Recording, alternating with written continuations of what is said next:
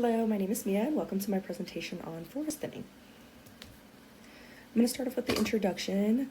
For much of the last century, U.S. wildfire policy centered on putting out every fire as quickly as possible.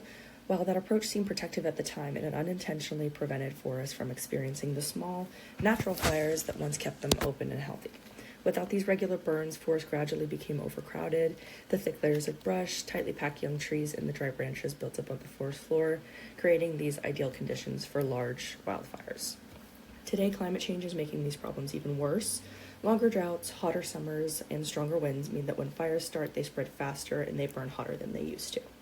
Dense forests under these conditions can turn into massive wildfires that release huge amounts of carbon into the atmosphere, damage wildlife habitats, and make it harder for these forests to recover. Forest thinning, if done responsibly, offers a way to turn this around. Thinning helps restore forests to a more natural, balanced state where they are less likely to have these catastrophic fires. In a warming climate, thinning also gives forests the breathing room they need to survive heat waves, droughts, and other environmental stressors. Overall, forest thinning supports healthier ecosystems while also helping to slow down climate change. My first reason is going to be thinning reduces these catastrophic wildfires and carbon emissions. Without thinning, dense forests create heavy fuel loads that lead to canopy destroying, fast-moving megafires, burning large areas and releasing massive amounts of carbon. Forest thinning removes smaller, fire-prone trees and excess vegetation, creating more space between the trees, which slows down fire spread, lowers flame heights, and reduces the likelihood of these severe fires. Lower severity fires are more natural and recycle nutrients while preserving soil carbon. Reducing megafire intensity protects the air quality, limits these carbon emissions, and helps forests retain carbon for the long term. My second reason will be that thinning helps forests adapt to climate change. As temperatures rise, forests experience greater moisture stress.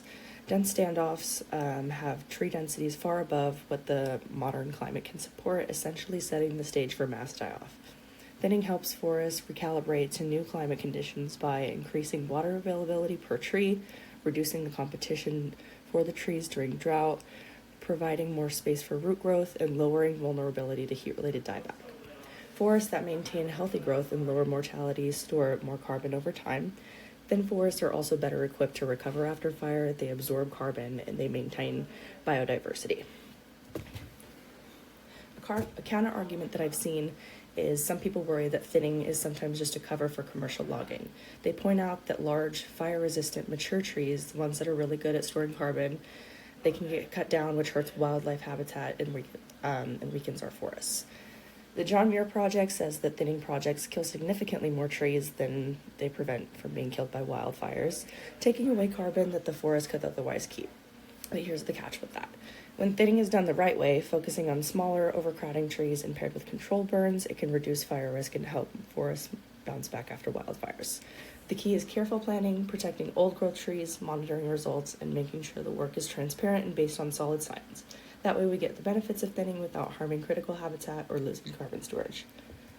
And then to wrap everything up, forest thinning is a proven way to reduce the risk of destructive wildfires and protect the carbon stored in healthy forests.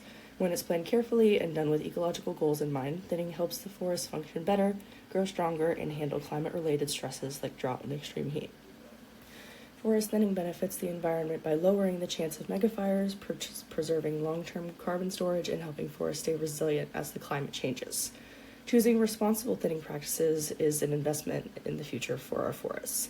By supporting science-based management, communities and policymakers can also help protect natural landscapes, strengthen climate stability, and ensure healthier forests for generations to come.